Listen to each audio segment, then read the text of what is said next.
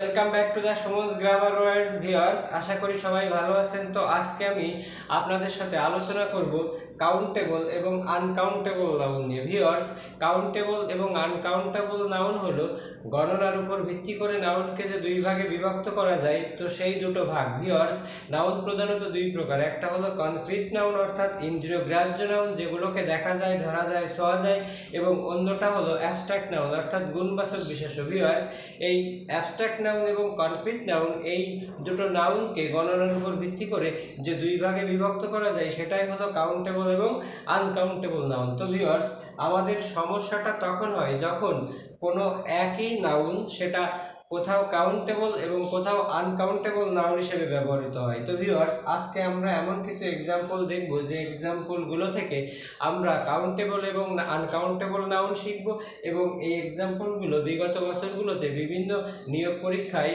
ইংরেজি অংশে এসে গেছে। তো ভিউয়ার্স, আমরা শিখব আজকে যে কিভাবে একটা আনকাউন্টেবল নাউন অন্য একটা সেন্টেন্সে সেটা কাউন্টেবলে পরিণত হয়। ভিউয়ার্স, লক্ষ্য করুন, the house was built of stone. Viewers, the house was built of stone, অর্থাৎ বাড়িটা ছিল পাথরের তৈরি। তো ভিউয়ার্স, স্বাভাবিকভাবে এই যে স্টোন, এটা একটা ম্যাটেরিয়াল নাউন, এবং আমরা জানি যে ম্যাটেরিয়াল নাউন এবং অ্যাবস্ট্রাক্ট নাউন এই দুটোই কিন্তু আনকাউন্টেবল নাউন। তো এই সেন্টেন্সে স্টোনটা অবভিয়াসলি একটা আনকাউন্টেবল নাউন। কিন্তু ভিউয়ার্স, লক্ষ্য করুন, he threw a stone to me, অর্থাৎ সে আমার দিকে একটা পাথর নিক্ষেপ করেছিল। ভিউয়ার্স, এই একই স্টোন এই সেন্টেন্সে কিন্তু কাউন্টেবল। কেন কাউন্টেবল?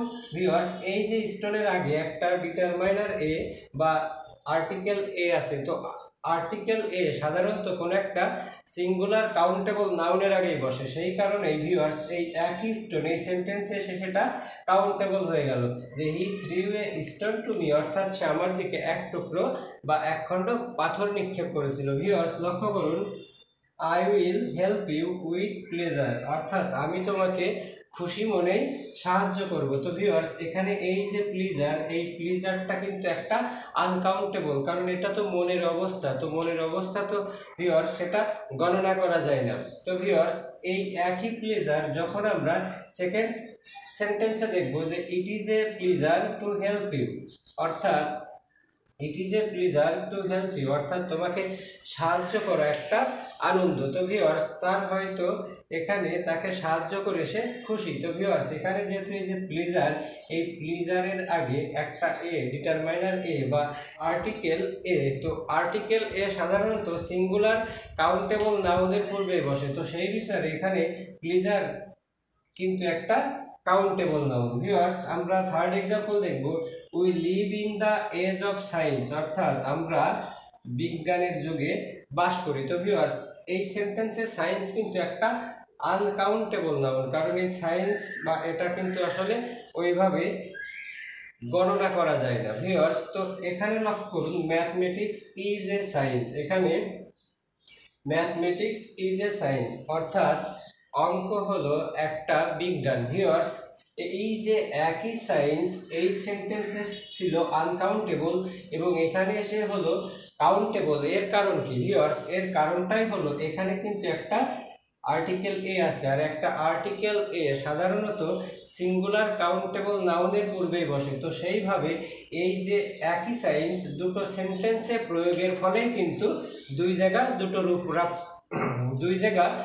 রূপ লাভ করে, অর্থাৎ এই সেন্টেন্সে সেটা আনকাউন্টেবল, এই সেন্টেন্সে সেটা কাউন্টেবল। ভিউয়ার্স, লক্ষ্য করুন, এভরিবডি ওয়ান্টস সাকসেস, অর্থাৎ প্রত্যেকেই সফলতা চায়। তো ভিউয়ার্স, এই সাকসেস বা সফলতা এটা কিন্তু একটা আনকাউন্টেবল নাউন, কারণ এটা গণনা করা যায় না। তো ভিউয়ার্স, এই একই সাকসেস যখন আমরা এই সেন্টেন্সটাতে ব্যবহার করব, ইট ওয়াজ এ গ্রেট সাকসেস, অর্থাৎ এটা একটা মহান বিজয় বা মহান সফলতা। ভিউয়ার্স, এখানে লক্ষ্য করুন, এই যে সাকসেসের আগে গ্রেট, অর্থাৎ এটা কিন্তু একটা অ্যাডজেক্টিভ, তার আগে একটা ডিটারমাইনার এ বা একটা আর্টিকেল এ। তা কোনো একটা নাউনের আগে যদি একটা অ্যাডজেক্টিভ এবং তার আগে একটা ডিটারমাইনার এ বসে, তবে সেই ওয়ার্ডটা কিন্তু কাউন্টেবল নাউন হয়ে যায়। তার মানে তার অনেকগুলো বিজয় ছিল, তার অনেকগুলো বিজয়ের থেকে এটা ছিল একটা মহান বিজয়। বা মহান সফলতা। ভিউয়ার্স, আমরা পরের সেন্টেন্সটা দেখব, হ্যাভ পিটি, অর্থাৎ কি দয়া। ভিউয়ার্স, এখানে যে হ্যাভ পিটি, পিটিটা কিন্তু একটা আনকাউন্টেবল, কারণ দয়া এটা কিন্তু গণনা করা যায় না। তো ভিউয়ার্স, যখন এই একই পিটি আমরা এই সেন্টেন্সে দেখব, please have a pity on them, দয়া করে তাদের উপর দয়া করো। তো ভিউয়ার্স, হ্যাঁ, এখানে লক্ষ্য করুন এই পিটি এখানে আনকাউন্টেবল, কিন্তু যখন এই সেন্টেন্সে বসলো সেটা কিন্তু কাউন্টেবল।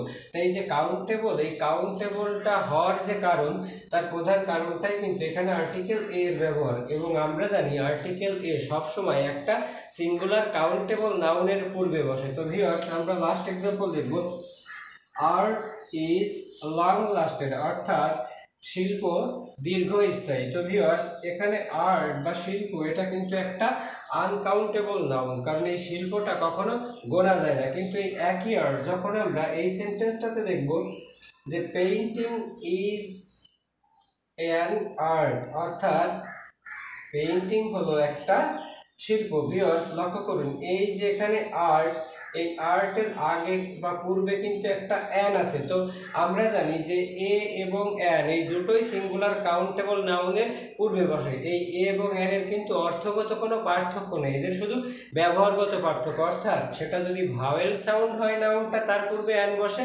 এবং কনসোন্যান্ট হলে এ বসে, তবে এদের অর্থগত কোনো পার্থক্য নেই। তো ভিউয়ার্স, এখানে এই যে আর্ট, এই আর্টটা কিন্তু একটা আনকাউন্টেবল, কিন্তু যখনই এই আর্টের পূর্বে একটা অ্যান বসানো হলো তখনই কিন্তু এই আর্টটা হয়ে গেল একটা কাউন্টেবল নাউন। তো ভিউয়ার্স, এখন আমাদের যে সমস্যাটা হয় সেটা আমি বলি যে আমাদের যে পরীক্ষার যে কোশ্চেন, সেই কোশ্চেনে কিন্তু একটা সেন্টেন্স আমাদের এইভাবে দিয়ে দেয়, এবং আমাদের হয়তো ফাইন্ড আউট করতে বলে যে which of the following word is uncountable noun or countable noun. তো তখন কিন্তু আমাদের সমস্যাটা হয়ে যায়, কারণ এই যে স্টোন, প্লিজার, সায়েন্স, সাকসেস, তারপর পিটি, আর্ট, এই ওয়ার্ডগুলো কিন্তু আমরা আনকাউন্টেবল নাউন হিসেবেই জানি। কিন্তু যখন এই সেন্টেন্সগুলোতে এই একই ওয়ার্ডগুলো বসলো তখন কিন্তু সেগুলো কাউন্টেবল হয়ে গেল। তো এই যে কাউন্টেবল হওয়া, এই